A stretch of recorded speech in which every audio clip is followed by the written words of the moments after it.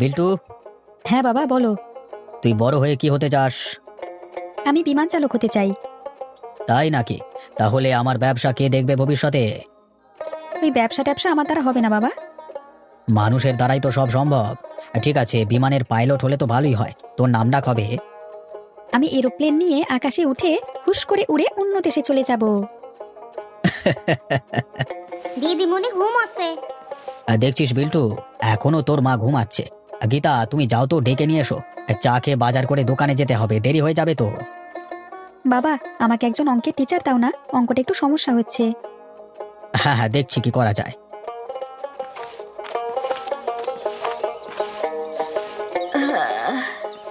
তোমার জন্য কি একটু শান্তিতে ঘুমোতেও পারবো না নাকি? আজকে কি রান্না করবে? বাজার তো যেতে হবে। অনেক দিন খাসি মাংস রান্না হয়নি, তুমি 1 কেজি খাসি মাংস নিয়ে এসো। ঠিক আছে, তাই হবে। ভেবেছিলাম শাক আলু চিংড়ি দিয়ে তরকারি খাবো এই শীতে। হ্যাঁ দাদা বাবু, চিংড়ি দিয়ে শাক আলু তরকারি খুব ভালো লাগে। ওসব কিছু আনতে হবে না, আজ আমার বাবা আসবে, কটা দিন থাকবে, তাই খাসি মাংসই নিয়ে এসো। দাদু আসবে, খুব মজা হবে।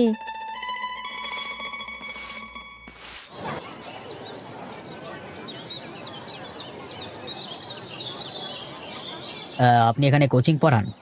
হ্যাঁ, কেন বলুন তো? এই তোরা চুপচাপ একটু বস, আমি কথা বলে আসছি। নমস্কার নেবেন? আসলে আমার ছেলের অঙ্কতে একটু সমস্যা হচ্ছে।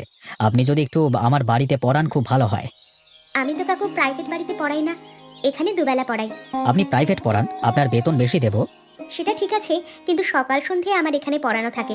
প্রাইভেট পড়লে আপনার ছেলেকে রবিবার করে দুপুরে আমার বাড়িতে পাঠালে পড়াতে পারি। বাড়িতে গিয়ে পড়ালে একটু ভালো হয়।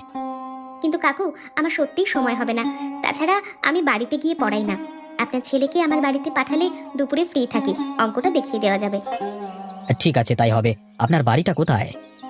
ওই যে ওই পাড়ার ওখানে রাস্তার ধারে দুটো বাড়ি পড়ে, যাকে হোক বলবেন বকুলবাবুর বাড়ি যাব। ও, আপনি বকুলের মেয়ে? হ্যাঁ, আপনি বাবাকে চেনেন? আপনি কিন্তু আমাকে আপনি করে বলবেন না। আচ্ছা ঠিক আছে। চিনি মানে? আমি বকুল ক্লাসমেট ছিলাম। ঠিক আছে ঠিক আছে, তুমি আমার ছেলেকে পড়াবে। হ্যাঁ, আমি তোমার বাড়িতে আমার ছেলেকে পাঠিয়ে দেবো। ওইটুকু রাস্তা সাইকেলে করে চলে যাবে। আসি তাহলে। হ্যাঁ, কত নেবে মাসে সেটা বলো। আপনি আমার বাবার বন্ধু, আপনাকে কিচ্ছু দিতে হবে না, ছেলেকে শুধু পাঠিয়ে দেবেন। তা বললে কি হয় মা? ঠিক আছে, আমি ঠিক দিয়ে দেবো, তোমাকে ভাবতে হবে না।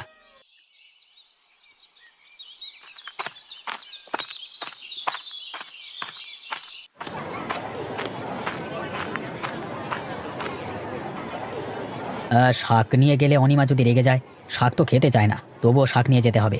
এই শীতে শাক দিয়ে আলু দিয়ে চিংড়ি দিয়ে ভালোই তরকারি হবে।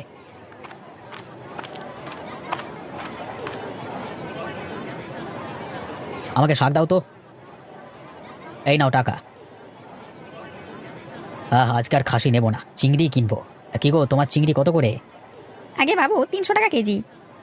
ঠিক আছে, আমাকে 500 গ্রাম দাও তো। অনিমাকে বলবো বাজারে মাংস পাওয়া গেল না, মিথ্যে বলে দেবো।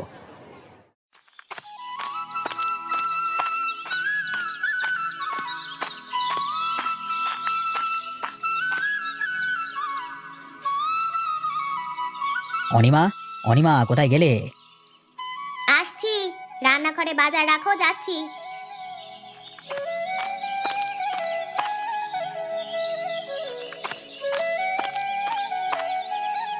খাসির মাংস এনেছো তো?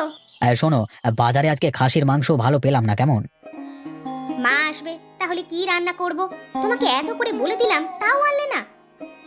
বললাম তো, ভালো মাংস না পেলে আমি কি করব? এখানে আমার দোষ কোথায় বলো দেখি? বাবা, খাসির মাংস আজ না হোক কালকে আনবে কিন্তু। আর নিশ্চয়ই নিয়ে আসবো। আজকে শাক আর আলু চিংড়ির তরকারি, এই শীতে দারুণ হবে। নিকুচি করেছে শাক চিংড়ি। আমার কিন্তু শাক চিংড়ি বেশ লাগে।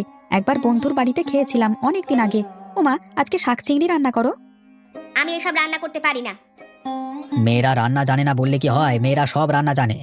এতদিন পর মা আসছে, এই শাক চিংড়ি রান্না আমার প্রেস্টিজ বলে কিছুই থাকবে না। পৃথিবীতে কত মানুষ নুন ভাত পায় না। শাক চিংড়ি তো অনেক বড় খাবার। বাজারে চিংড়ি 300 টাকা কেজি, ভাবতে পেরেছো কি? তুমি দোকান যাবে তো যাও, আমার মাথা খুব গরম, মা এসে যাবে একটু পরেই। ও বিল্টু, তোর অঙ্কের টিচার ঠিক হয়ে গেছে বুঝলি? সত্যি? কোন স্যার আমাকে অঙ্ক শেখাবে? আরে স্যার নয়, একজন ম্যাডাম, আমার বন্ধুর মেয়ে। কালকে দুপুরে আমি প্রথম দিন দিয়ে আসবো, বুঝেছিস? হ্যাঁ বাবা, ঠিক আছে, আমি তো সাইকেল নিয়ে চলে যাব। আমি এলাম, হ্যাঁ। ওদিকে আবার দোকান খুলতে দেরি হয়ে যাবে। তুমি শাক চিংড়ি রান্না করো, দুপুরে জমিয়ে খাওয়া হবে।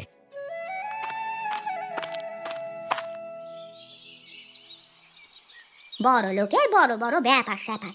বাবুর বউ আবার শাক আলুর চিংড়ি খান না। মরে যাই মরে যাই।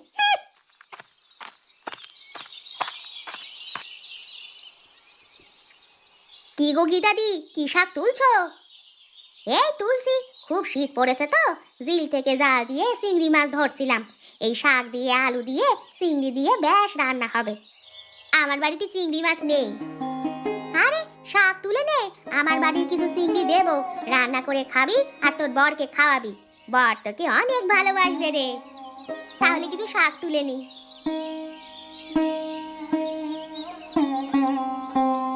বলছি গীতাদি, তোমাকে একটা কথা বলবো, কিছু মনে করবে না তো? ধুর, মনে করবো কেন রে, বল না কি বলবি। তুমি তো কয়েকটা বাড়িতে ঠিকার কাজ করো, আমাকে এরকম দু একটা বাড়ি ধরিয়ে দেবে? আমার সংসারে অনেক অভাব। তুই আগে বলবি তো, দুটো বাড়িতে তুই রান্নার কাজ করতে পারবি? আমাকে বলছিল। হ্যাঁ পারবো, ঠিক করে দাও তাহলে। দেখ, ওদের রান্না কিন্তু সুস্বাদু করতে হবে, মানে মশলাদার খাবার খায়, বড় লোক তো তাই। বড় লোক বলে মশলাদার খাবার খাবে? সে খাগে বাবা, আমার কি, এমন তেল মশলা দিয়ে কষিয়ে রান্না করে দেব না, খেয়ে ভুলতে পারবে না। একবার যদি তোর রান্না পছন্দ হয়ে যায়, মাসে 1500 টাকা করে দেবে। তাহলে খুব ভালো হয়, মেয়েটাকে একটা ভালো স্কুলে পড়াতে পারবো।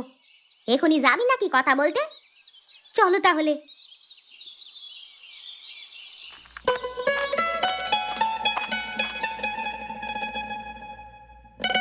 বিল্টু, দুধটা খেয়ে নে। আমি দুধ খাবো না, কিছুতেই খাবো না। দেখ বিল্টু, তুই যত বড় হচ্ছিস তত কিন্তু বেয়াড়া হয়ে যাচ্ছিস। এগুলো কিন্তু আমি সহ্য করব না। কিরে, দুধটা খেয়ে নে বলছি। মা, তুমি শাক চিংড়ি কেন রান্না করবে না? বাবা কিনে এনেছে তো কষ্ট করে। দেখ বিল্টু, তোর দিদু আসবে, দিদুকে কি শাক চিংড়ি খাওয়াবো তুই বল? আমার চিংড়ি খেতে খুব ভালো লাগে, এটা তুমি কেন বুঝতে পারছো না মা? অন্যদিন রান্না করব, তুই দুধটা খেয়ে নে। তুমি আজকে শাক চিংড়ি রান্না না করলে কিছুই খাবো না, বাবা খুব বকা দেবে তোমাকে। আরে আমি শাক চিংড়ি রান্না করতে জানি না, কি করব বল? রান্নার মাসি পাওয়া যাচ্ছে না, একটা রান্নার মাসি পেলে তখন রান্না করবে। রান্নার মাসি কারোর না কারোর মা, তাহলে মাসি যদি পারে তুমি পারবে না কেন? গীতা মাসি কাজ করছিল, তাকে বলতে পারতে রান্না করে দিত।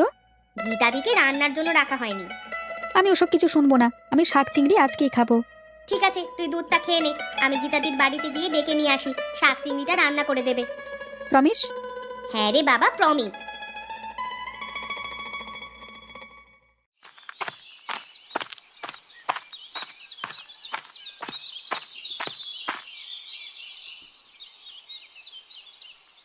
আরে দিদিমণি, কোথায় যাবেন এদিকে?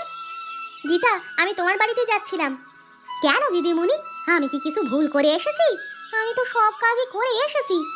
আরে না না, তোর দাদাবাবু শাক চিংড়ি কিনে নিয়ে এসেছে। বিল্টু তো জানিস কেমন জেদি, সে শাক চিংড়িই খাবে। আমিও রান্না করতে জানি না, আজ আবার আমার মা আসবে, তুই তো জানিস। আমাকে কি করতে হবে বলুন? তুই যদি আর একবার গিয়ে শাক চিংড়িটা রান্না করে দিয়ে আসিস, খুব উপকার হয় রে। দিদিমণি, আপনি রান্নার মেয়ে খুঁজছিলেন না? হ্যাঁ, পেয়েছিস কাউকে? এ হলো কাকলি, আমরা একই পাড়ায় থাকি, আমার মতোই গরিব মানুষ। ও রান্নার কাজ করবে, তাই কাকলিকে নিয়ে আপনার বাড়ি যাচ্ছিলাম। ও, তাহলে তো খুব ভালো হয়। তুমি শাক চিংড়ি রান্না করতে পারো তো? হ্যাঁ দিদিমণি, গ্রামের মেয়ে হয়ে রান্না করতে পারবো না? সব পারি। ও, তুমি তাহলে আমাদের বাড়িতে দুবেলা রান্নার কাজ করো, সকালে বিকেলে একটু টিফিন আর দুপুর রাত্রে ভাত তরকারি। আচ্ছা দিদিমণি, আমি পারবো। তোমাকে মাসে 1500 টাকা করে দেব, হবে তো? আচ্ছা ঠিক আছে, ভালো করে রান্না করলে আরো বাড়িয়ে দেব। তাহলে কাকলি কবে থেকে যাবে? কবে থেকে মানে এখন থেকেই। চলো আমার সঙ্গে যাবে তুমি। শাক চিংড়ি আজ রান্না না হলে আমার বাড়িতে একেবারে ভূমিকম্প হয়ে যাবে। তুই তাহলে দিদিমণির সাথে চলে যা। ঠিক আছে, চলুন তাহলে, আমি আজ থেকেই শুরু করব। গীতাদি, তুমি তাহলে আমার বাড়িতে একটু জানিয়ে দিও। চিন্তা করিসনি, আমি তোর বরকে বলে দেব।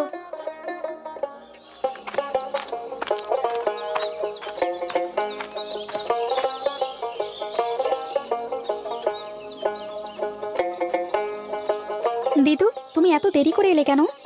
আরে আজ ট্রেনটা একটু লেট ছিল। আমার জন্য কি নিয়ে এসেছো? অনেক কিছু এনেছি দাদু ভাই। তাহলে আমাকে দেখাও। সে তো নিশ্চয়ই দেখাবো। তোর মা কোথায়? দেখতে পাচ্ছি না তো। তোমার মেয়ে রান্নার মাসি আনতে গেছে। আমার মেয়ে? আমার মেয়ে তোর কে হয়? আমার মা। তোমার মেয়ের আজ মাথা খারাপ সকাল থেকে। কেন রে, কি হয়েছে? জানো দিদা, মা বাবাকে বললো তুমি আসবে, তাই বাবা বাজার থেকে শাক আর চিংড়ি মাছ কিনে নিয়ে এসেছে। তারপর তারপর? মা আর যায় কোথায়, তুমি আসবে আর তুমি লাউ চিংড়ি খাবে, মায়ের নাকি প্রেস্টিজে পড়ে যাবে। এদিকে আমিও বলেছি আজকে শাক আর চিংড়ি খাবো। তারপর? ব্যাস, মা তো আর শাক চিংড়ি রান্না জানে না, কি আর করবে, বেরিয়েছে রান্নার মাসিকে আনতে। কি কাণ্ড বলো তো দাদু ভাই।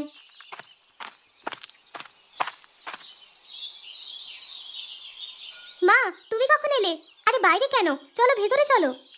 তোদের শাক চিংড়ির গল্প শুনছিলাম। আর বলো না মা, বিল্টু আর তার বাবা মিলে আমার জীবনটা একেবারে তছনছ করে দিল। এদের শাক চিংড়ি খাবার নেশা যে কোথা থেকে এলো জানি না বাবা। ঠিক আছে, চল ভেতরে চল। চলো চলো কাকুলি, চলো তোমাকে রান্নাঘরটা দেখিয়ে দিই। মা, কটা বাজে এখন? অনেক বেলা হয়ে গেছে, দুপুর 12টা বেজে গেল। তাহলে তো আমাকে এক্ষুনি অঙ্ক পড়তে যেতে হবে। এখন তুই পড়তে যাবি? হ্যাঁ, ওর অঙ্ক নিয়ে সমস্যা ছিল, একজন অঙ্কের ম্যাডাম পাওয়া গেছে। দিদিমণি, আমাকে রান্নাঘরটা দেখিয়ে দিলে রান্নার কাজটা শুরু করতে পারি। হ্যাঁ, তুমি ঘরের মধ্যে সোজা চলে যাও, গিয়ে দেখবে বাম দিকে আমাদের রান্নাঘর। আমি পড়ে আসি, সবাই মিলে আজকে শাক চিংড়ি দিয়ে ভাত খাওয়া হবে।